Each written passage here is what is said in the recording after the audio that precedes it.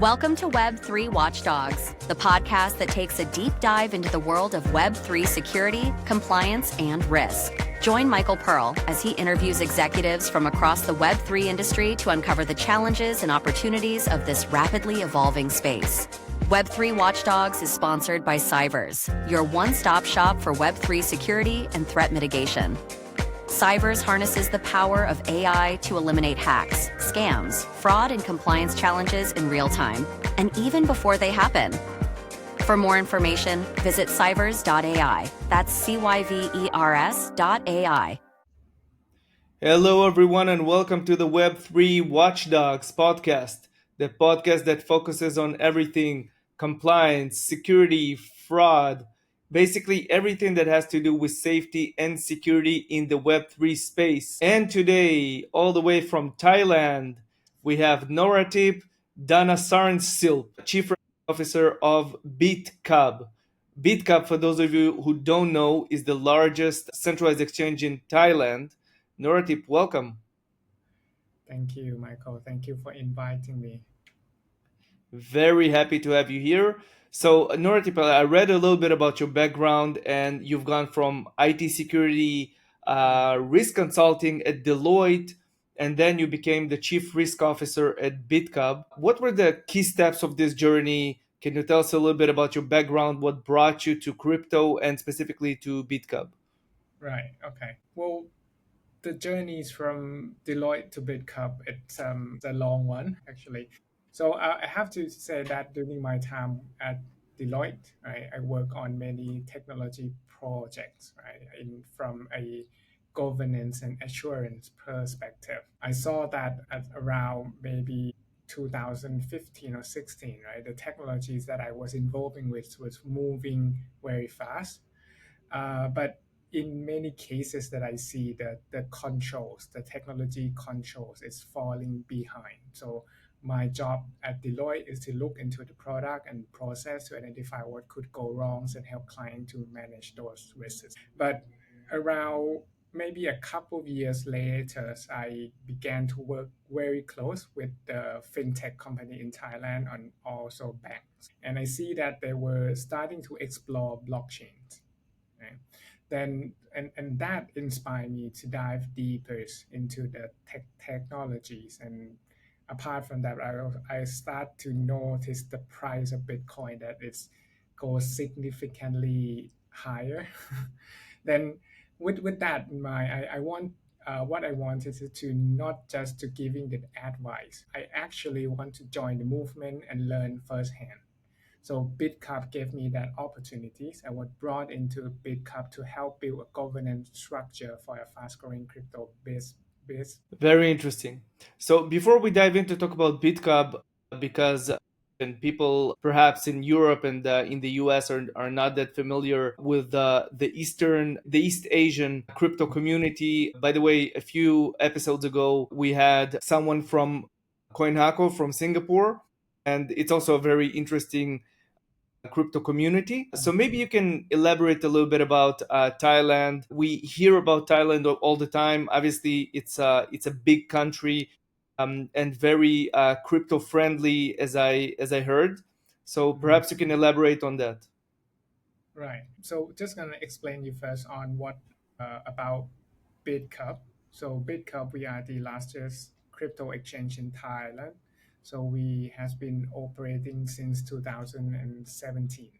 Right. So Bitkub mission was to democratize opportunities for everyone in finance, investment, education, and wellness. Right. So that's the part of what the group wanted to do.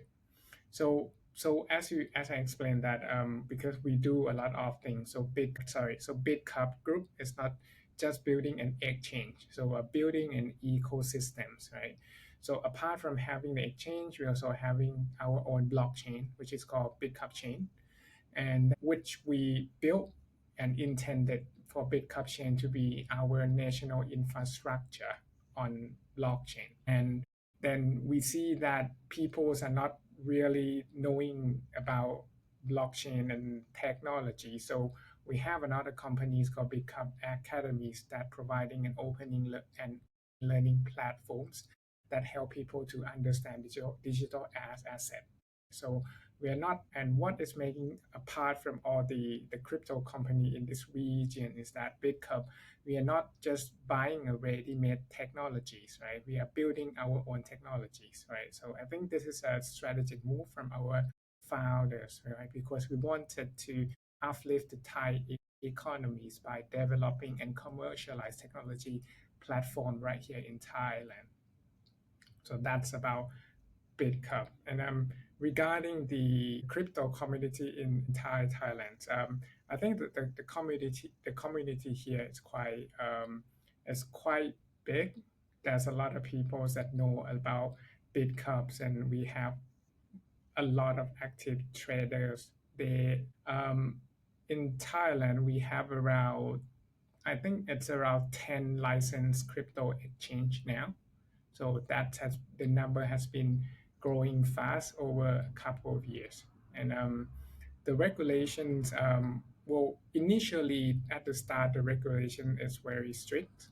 But then after a while that the regulator, the Thai SEC, starting to get comfortable with the crypto exchange and the digital asset, they tend to be more flexible. And I think the current governments are pushing a lot of innovations in terms of digital asset and blockchain. So in short, I think the Thai regulations landscape it's more leaning towards being fairly on cryptos. And I would love to zoom in to talk about Bitkub, just to better understand your activity. How many users you currently have? So we have currently more than 4 million registered users, and we have more than 2 million that has passed the KYC. Interesting. And all of them are from Thailand? Yep, majority of the user, let's say around 90% are Thai. Got it. And any plans on expanding to other regions as well? We do wanted to expand to another regions.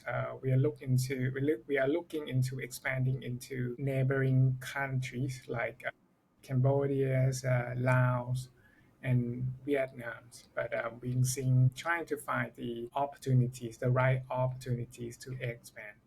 And you mentioned earlier that you guys have your own blockchain. That's quite a bold move to create a blockchain of your own proprietary blockchain. Obviously, we've seen it with other exchanges as well, like Binance and, if I'm not mistaken, HTX as well. But can you illustrate what are the advantages of having your own blockchain? Is it due to to seeking better connectivity with the DeFi space?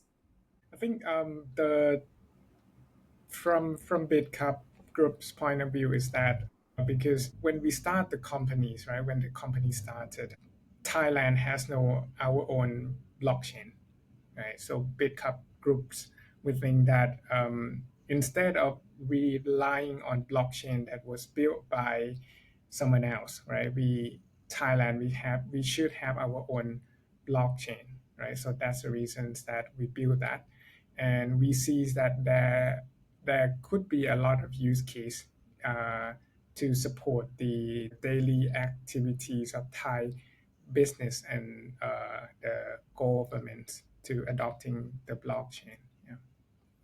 So it's not about so it's not just about having a better connection to the DeFi, but I think because the Thai landscape might be different in terms of regulations and how the people are using it. So I think having our own blockchain that has been customized to fit those needs, it should be something that we aim to do.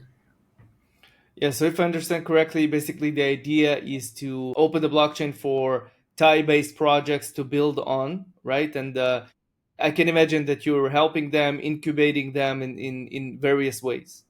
Yeah, that's correct. That's interesting. And let's dive in to talk about, your bread and butter, so to speak, risk management. So risk management, I guess, for different people, it means different things. But for a centralized exchange, from my experience, it means um, managing risk on many different levels and many different disciplines and directions. So obviously you have the market risk, right? You need to hedge against the market. You need eventually to provide liquidity to your users, but also to make sure that you're not losing funds due to market fluctuation. But on the other hand, it also means security risks and compliance risks and legal risks and so on and so forth. So maybe you can kind of elaborate on the risk landscape and what kind of things make you stay awake at night thinking about the risk that can arise from activating this centralized exchange. Right. Yeah. As you have suggested, there's a lot of risks. So mainly, what I'm responsible it's market risk, financial risks, operational risks, market surveillance, and the cyber security, which is part of the operational risk as well. And I think one of the another risk that we see a lot these days is a financial crimes and frauds. So that's the risk that we are seeing, and am responsible for managing that. Whatever type the risk is, the core framework for risk management it's the same, right? So identifying risk, assessing, finding the controls to mitigate the risk. From my experience that I has been working with maybe traditional finance, right? Managing risk in crypto exchange is very different. The reason that it's different is that as in crypto exchange, we're exposed to the internet, right? Exposing to the user that has been using it for 24/7, right? And in some cases, there are, let's say, a smart contract or system logics that are open to anyone to view. So that means that small mistakes that we make can lead to a big consequences, right? So with that, when we are thinking about the risk management strategies, that we need to having a more complex and layering strategies. So doing that by combining the preventive controls, monitorings, and fast incident response, right? So I think the things that it's keeping me up at night is that because the risk, the incident that could happen to crypto exchange, it might not be similar to what we already know that would happen in traditional finance. Right? The crypto industry in Thailand is still young, and we don't have much case studies and history data to learn from. So what happens? Right? We need to react fast and adapt from the experience. And as we said earlier, basically you have the centralized exchange and you have the blockchain, and you have different DeFi activities on the blockchain. Where do you see the risk in a more evident way on the centralized exchange level? Where on one hand, I can imagine that safeguarding the funds of your clients, huge amounts of funds, right, in your wallets, that is definitely something that would keep me awake at night. But on the other hand, you have the blockchain with the DeFi activity where you have smart contracts and the smart contract vulnerability dangers and perils. Please illustrate this risk in both cases and tell me what's more on your mind. Where do you allocate more resources in either of the two cases?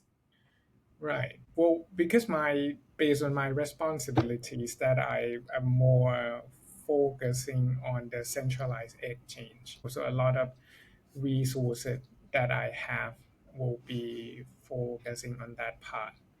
So to give you an examples on things that we look into daily is that we look into the activities and transactions that's happening on the exchange. So apart from dealing with the possible incidents that coming from the technology itself, we also looking into the user behaviors as well, because a lot of times, right, that happen in crypto industry is that we are seeing like frauds or money laundering activities that have happening on the platforms. Yeah, so I think that's one of the main things apart from the technology incident or operational incident. A lot of resources are now trying to addressing this kind of risk. Yeah, and it's interesting you raise fraud, And usually, what we at least read in the media is that for the most of it, fraud and especially pig butchering and other types of fraud, the funds are usually moving from west to east. And I know that Myanmar is being mentioned, Cambodia as well, but also Thailand. And if you read into the filings of the FBI, you can see that there were quite a few gangs that are based in Thailand that were involved in pig butchering. You, as a Thai based exchange, how Mm. is it different from, let's say, Coinbase or other exchanges with respect to the measures that you have to implement? And I mean it in on both sides of the fund flow, right? Because on one hand, your clients might be susceptible to become victims of pig butchering, but also some of your clients might be the recipient of such illicit funds. So it's essentially a problem from both sides. So if you can share how you're dealing with that in terms of risk management, in terms of tools, and so on. Right. Okay. So because I think the problems about money launderings and fraud, like it's a very major things in Thailand, right? So nowadays Thailand we has a very strict regulations to prevent money laundering and frauds. So in Thailand, how we all operate is that we need to have a very strong KYC process. So it's not just so to be able to pass the KYC, you have to submit a lot of informations. You need to take a you need to take a picture of yourself. You need to provide the identity document, right? And exchange will have to go through the background checking your source of funds, and we also have to perform a continuous monitoring of the customer transactions. Right. So that's a lot of things that we need to do and check to make that the customer that we accept is safe and the transaction that are doing is safe. One thing that is unique in Thailand is the what we're having now is a strong collaborations between regulators, law enforcement, bank, digital asset business, and the telecom providers. I mean, this has been something that the government has been sponsoring and pushing for months. So all of the players we are working together now to more monitoring bad actors and monitoring the suspicious activities across the systems. Can you, sorry to cut you, can you elaborate on the role of the communications companies? Because I totally understand the collaboration between the regulator and the centralized exchange, but where do the telecommunication companies come in? Maybe Right, give me a specific example. right, definitely. So because in Thailand, well, um, there are two parts, right, regarding the telecommunication companies. Because well, how the scammers was calling the victims or the customers, the good customers, that they were using a mobile numbers. So that numbers and usually that number would be a prepaid one that they buy in bulk. And also when the call centers gang or maybe a scammers, right, they were trying to recruit a money mules, right? These account need to have a phone numbers, right? Again, they were buying the prepaid number in bulk and assigning them to their gangs. So so what the telecom is helping is that they were helping in providing a informations in terms of the number that are being used to register with the exchange or being part of the transactions, right? Is it a number that has been recently bought, or is this number has been associated with any suspicious activities or crimes, or even if this number has been calling from a neighboring countries, right? So they are providing a Yeah, it's always interesting to see, and that's something that we see with quite a few of our clients. That if you want to provide a basically a complete solution, a comprehensive solution, then you need to go across the board, right? You need to do basically a holistic protection from all sides. So you have the Web3 side, where basically what we do at Cypress, we identify fraudulent networks and wallets. And you have the Web 2 side, right? With the, let's say, Telegram messages that are reaching out to the victims. You have the fake websites, the phishing websites, and so on. But it's also interesting to see that you even have the offline side, right? With the telecommunication, the call centers, and so on. And basically, we need to cover all grounds to make sure that fraud doesn't happen, right? Very interesting. So let's talk a little bit about illicit funds. It's one of the most vague and unclear segments of crypto compliance and risk management, because every jurisdiction has its own rules on what should you do with illicit funds, what should your tests be to assess whether the funds are illicit. And I guess that's something that you are facing on a daily basis, because I know that, for instance, after talking to quite a few exchanges, after the Bybit hack, they were basically bracing themselves for the influx of illicit funds, and all the chief risk managers, chief compliance managers were very worried about accepting those funds and later on having to report that to the regulators. So can you please explain how it works in Bitkub? How are you preparing yourselves for such situations on a daily basis, and obviously in such extreme cases like the Bybit hack? Right. Okay. So I think, for example, right, when we for as you mentioned the Bybit hack cases, Bitkub is one of the few exchanges in Thailand that we have that we adopt the blockchain in intelligence tools, right? So doing that, then we were able to investigate it on where the incoming fund is it's actually coming from, and the platform it's have been done has been done the intelligence work to tag all these funds, right, and the related wallet too, so that we can track the origins and the destinations of the wallet address. That kind of help. That's very much in identifying where the fund is coming from. Apart from that, we also look into the customer behavior as well. So we were assuming that if a hacker, right, so a part or part of the Bybit hack network would trying to cash out at Bitkub, then definitely they would need to open a account with us or using a money Mules.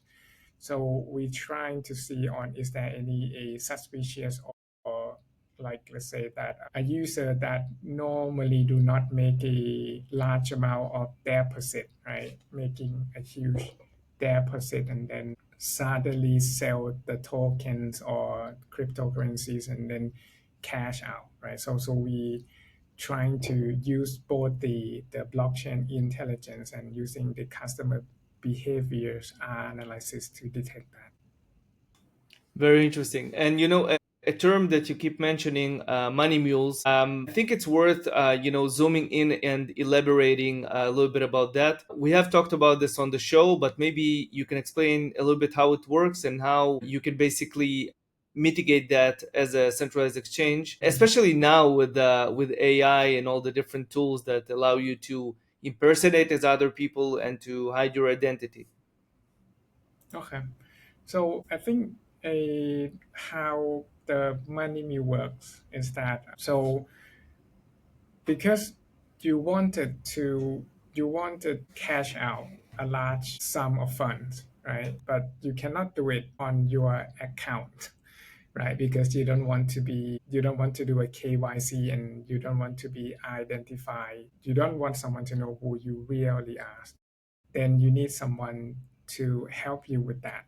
So what how the money will work is that there from what I see in Thailand is that there will be a money mule brokers look like that. So they have their ways of recruiting people into their gangs. Once they recruited them, they will ask them to give up their identity documents and having them to open a account with a exchange. So that those account will be clean, and then after a while, then there will be a series of incoming transactions into those clean account and those clean account, and then after a while, then those account will start to sell the cryptos and then cashing out the funds, and then that funds will get collected into one single bank accounts, and then that will find a way back to the original owners, right? So I think that's how it works. But so that's how it works. I think the second question that you asked is that how we detect it. Right? Yes. Yeah. So we detect that by usually what we think it is effective is that we look onto the customer profile, the KYC information itself, because the goal of the money laundering is that they want to launder the money through the network as fast as possible. So we will see that a normal user with a low income was processing a large sum of funds, right? So that will be the first trigger that we see.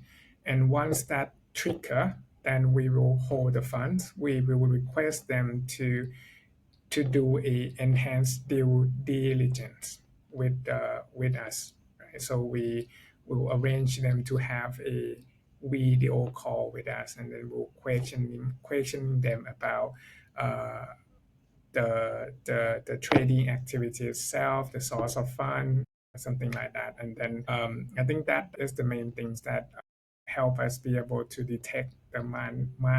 Another things that we do is that we do a lot of rules back testing, right? So we look into the profile of the previous customer that has been tagged as money mules. We see their activities on what they usually do. So we see sometimes we see that they were using the same email, not the same email, but very similar looking email names. Or sometimes they were taking the KYC photos at the same with the same background. Yeah, something that's a lot of things that they would have in common, and also their behavior as well.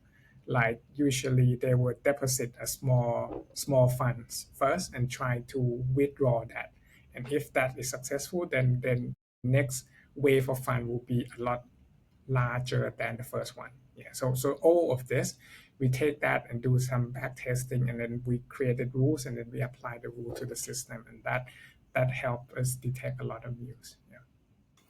And if I may add, what we see at Cybers from our end, for instance, if our viewers can imagine, you can see funds that originate from one or maybe a few more wallets, then being distributed to multiple wallets, right? Usually on centralized exchanges, and being swapped, basically off ramped to fiat, and then eventually consolidated in one bank account.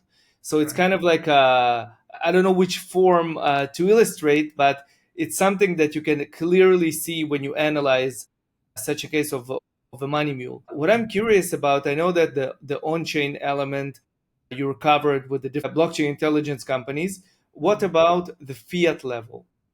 Are you working with the banks? Because if you see that several of your clients are basically sending funds to the same bank account, is it something that you can actually check and verify? Yeah.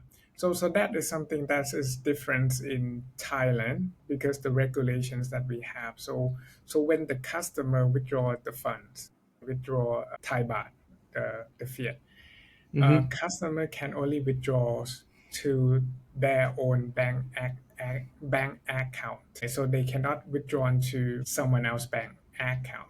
So, and from what we can see as a crypto exchange, that we see that okay, so the customer withdraw the fund to their bank account. So we wouldn't see that what happened afterwards, right? So in that sense, we don't really know. But because the collaborations of the stakeholders in Thailand is we are very collaborative, right? So we work with banks as well, because bank they they have the database, which they also tag the possible account that could be considered as a mule. So we access the database so we can tag our own customers that match with that database too. And then again, if we think that any of that customer that we have could be suspicious to become a money mules, then within the network, we inform them so they can be aware of the possible risk. And perhaps one last question from my end. I mentioned Singapore earlier and Hong Kong as well. We have just had a very interesting conversation with the head of compliance in Hong Kong for Metricsport, for instance.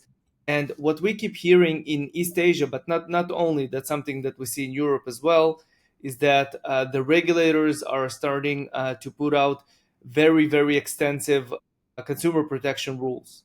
Is it something that you see in Thailand as well?